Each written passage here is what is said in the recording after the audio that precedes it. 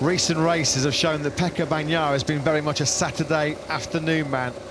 He's had 4 pole positions in the last 6 Grand Prix as the Italian, but at the moment not even on the first 2 rows on the factory Ducati is Bagnaia, down in 7th place. So here we go then. The long nature of this Silverstone circuit means it's impossible to even contemplate a 2-stop strategy. So this is now the showdown for pole position here. Round 12, the Monster Energy British Grand Prix. Now the action's really going to start. Yeah. The guys have got a time on the board, you know, a safety one, and now they can throw all caution to the wind and see if they basically push the very, very limit, risk crashing, see what they can do. Little splash of full fuel there for Alex Rins on the factory Suzuki, a 26-year-old Spaniard. He knows what it takes to find himself in P1 on Parc Ferme at the British Grand Prix on a Sunday. Who will ever forget that unbelievable last lap shootout with Marc Marquez back in 2019? Maverick Vinales has not had a pole position in over a year. His last was one of his farewell appearances on the factory Yamaha at Assen in 2021. Maverick's looking really good, isn't he? He's always good here, but he is looking really good. Coming into this weekend, I knew how good he is here. We know how much ability he's got, and we know the bike is good. The only ingredients I didn't know, I wasn't sure of, is how hungry he was to force the bike to do it, you know, and so far he's really showing he's hungry. He just looks at the moment like he can walk on water. He's on cloud 9 every time I see Maverick Vinales. He just looks so happy, so content with life. He's found a home he's happy in and comfortable in with the factory Aprilia team as we ride on board then with the hero of Saturday afternoon, Aleix Espargaro, immaterial of where he qualifies in that factory Aprilia. This will be an outstanding job. Just to be out on circuit is testament to the bravery and the skill of the number 41 as he'll flick that RSGP left now, going through the Chapel curve. And Aleix Espargaro, Simon, can you believe it?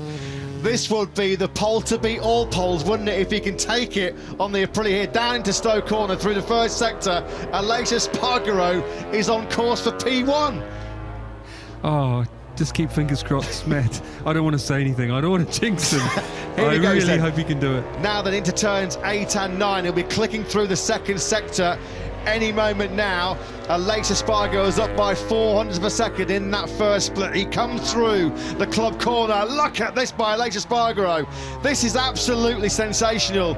Bravery and courage above and beyond the call of duty. Not only could this be a pole position lap, this could be a new all-time lap record to throw in there as well. He's safely through Farm Curve, which caught him out in such spectacular fashion in FP4 earlier on this afternoon. He's using Alex Rins as a really good reference here. He's now going to come through Sector 3 very, very shortly. Alex Rins out of the way, doesn't impede the Spanish rider, and Aleix Espargaro finds yet more time.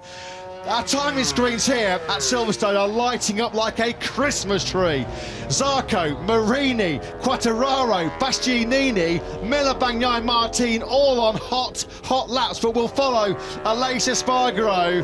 This will be a miracle. Look at the fans in the background there. They're on their feet. A standing ovation already for Aleix Espargaro. Through Woodcote he comes, P12 to P1. Aleix Espargaro, a 1:57.966. History made, ladies and gentlemen, here at the British Grand Prix. An all-time lap record, the first ever 1:57 lap on a MotoGP bike around this famous Silverstone circuit.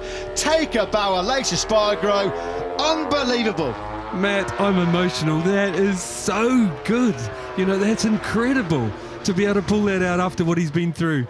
And this is going to get better because Fabio Quartararo's second, Marini goes fourth, so Quartararo and Marini look like they were going to pinch pole away from Aleix Espargaro. They still may well do, but it's Aleix Espargaro clinging on. Now then, here comes Jack Miller. Look at the pace of Zarco and Bagnaia as well. What a Q2 session this has been here. The British fans are absolutely loving this, soaking up the Saturday sunshine at Silverstone. 50 seconds remaining. Quartararo takes pole. Miller then comes through with a 1:57.931, and now it's Zarco who sweeps through. 1:57.767. Johann Zarco moves the goalpost yet again, and in the blink of an eye, poor old Aleix Espargaro, battered and bruised, pole to 5th place. Still an outstanding job by him, but Zarco has it with a 1:57.767. This one is not over though yet. They all got over the line for one more lap. Maverick Vinales at the moment on course here to fire himself potentially on the front row. That will be an excellent result for the Spanish rider.